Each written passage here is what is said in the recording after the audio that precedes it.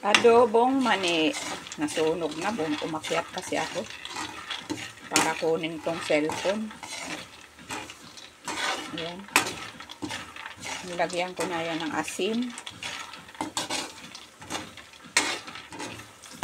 Para hindi na ako bili ng bili. Kaunti lang mantika nilagay ko.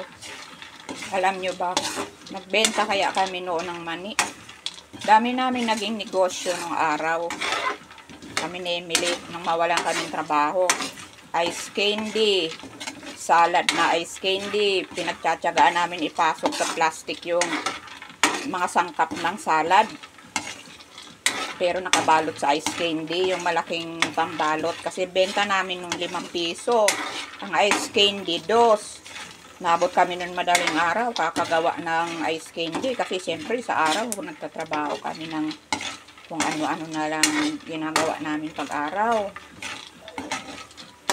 Tapos gabi, gawa kami ng ice candy. Tapos bumili kami sa Divisoria nung bunutan ba.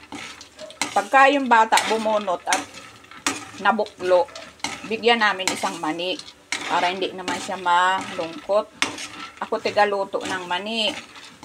Ang minamantika namin sa mani ay taba ng baboy. Yung mantika ng, kasi noon, yung bayaw ni Emily, nagkakatay tuwing Sabado. Inibenta yung karne dyan sa labas. Binibili rin yung baboy. Tapos, kakatayin tuwing Sabado. Maraming suki. Tapos kami naman ni Emily, taga tinda ng mga gulay-gulay, pangsigang, ganon, pandaga, kami ang gulay. Madaling araw, namamalengke kami. Tapos, si tatay naman, kukunin niya yung mga taba-taba ng baboy, gagawing mantika. Yan, no, sa may gagawing chicharon. Di, siyempre, may mantika yun. Hihingiin naman namin yung mantika at gigisahan ko ng mani. Adobohan ko ng mani. Ang sarap ng aming lutong mani talaga. Oo. Tapos ako rin na nagluluto ng yung nata de coco. Binibili namin yun sa Divisoria. Pero bibili ko sa Divisoria nata de coco. Mga 5 kilo. Ilagay ko yan. Ilagay sa bag. Nakalagay sa backpack sa likod. Bibili kami mga laruan.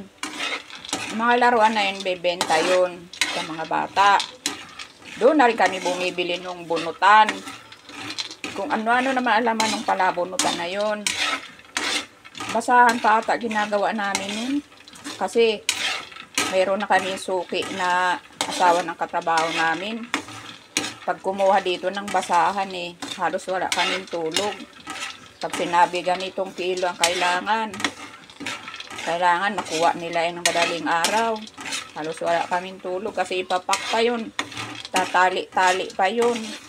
Tapos, pinuhunan namin siya ng manok. Yung manok na kinatay, kasi dyan may katayan. Pinuhunan namin siya ng manok. Tapos, nagpipinat pa kami nun. Ang nangyari, umabot nga ng mahigit 20 milyong utang. Nung una, nakakabayad naman. Nung huli, daw, walang pantuition sa anak. Kasi kasamahan nga namin ng asawa niya Naupa pa sila. Siyempre, nawalan din trabaho yung asawa niya. Private pa nag-aaral yung panganay.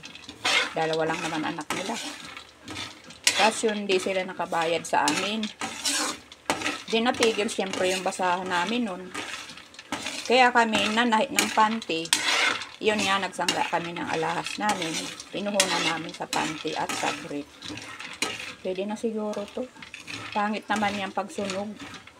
Mapait. Kunti lang nilagay kong mantika. Nagprito kasi ako ng saging. Yun, pinagprituan ng saging. Yan, ko na lang nilagay yung mani.